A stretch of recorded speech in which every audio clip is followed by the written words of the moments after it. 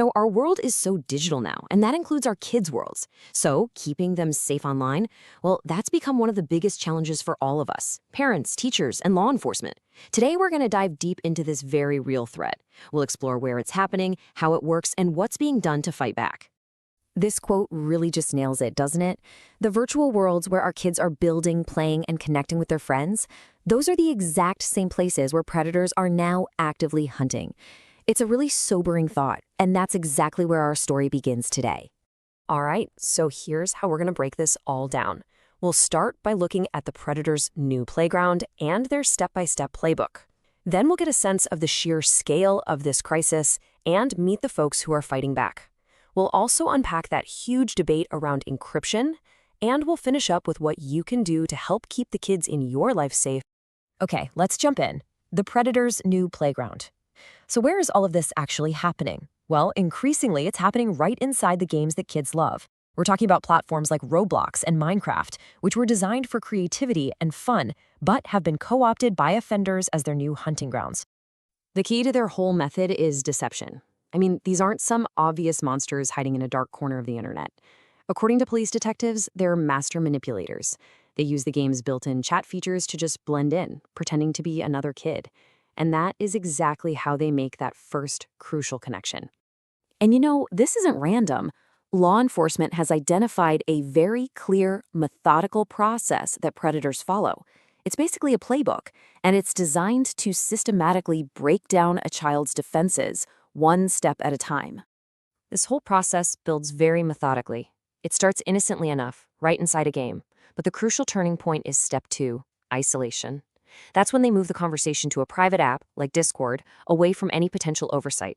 From there, it's all about building trust. And we're not just talking about kind words. We're talking about tangible gifts, game credits, or, in one case, $2,500 worth of computer equipment.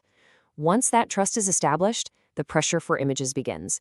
And as soon as they have one photo, that's it. They have the leverage for blackmail and exploitation. And I have to be clear here. We are not talking about just a few isolated incidents. This is a massive nationwide crisis that has absolutely exploded in recent years.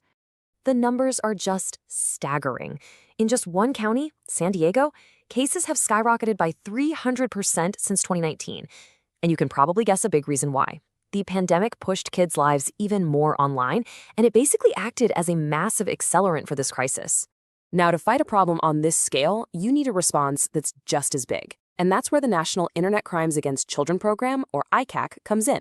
This involves over 5,000 law enforcement agencies working together.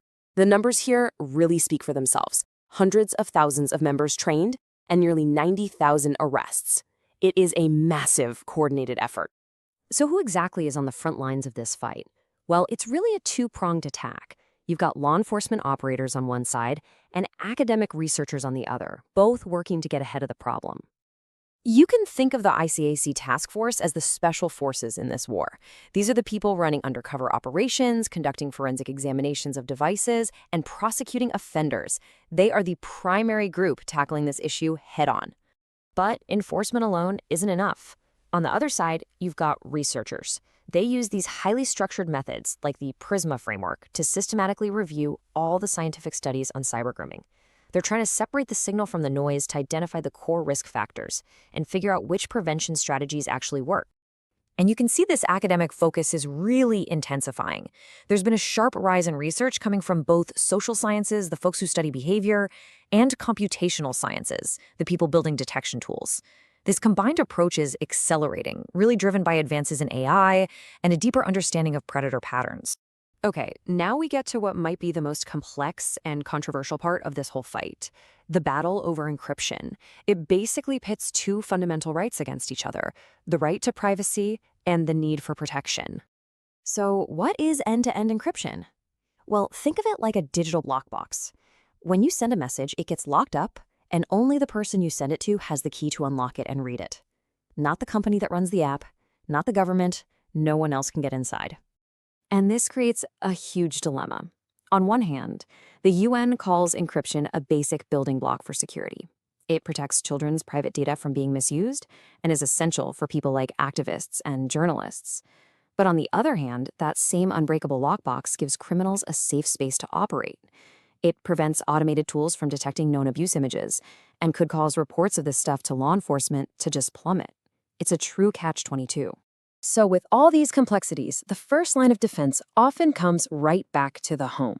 So let's focus on what parents and guardians can practically do right now.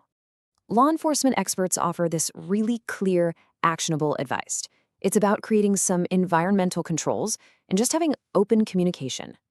Simple rules, right? Like no phones in the bedroom or bathroom. Keep internet activity in a common area like the living room. It just makes monitoring easier.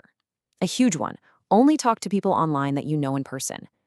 And if you can, disable chat functions on games. That removes the primary way predators make contact. But maybe most importantly, create a dialogue where kids feel safe talking to you about what they encounter online. That is absolutely everything. And that brings us to our final thought. The technology, the games, the platforms, they're all going to keep changing. Predators will adapt their tactics. So the real challenge isn't just about implementing today's rules, it's about committing to an ongoing conversation, one that evolves just as fast as the digital world our children live in. How do we keep that dialogue alive and effective? That's really the question we all need to answer.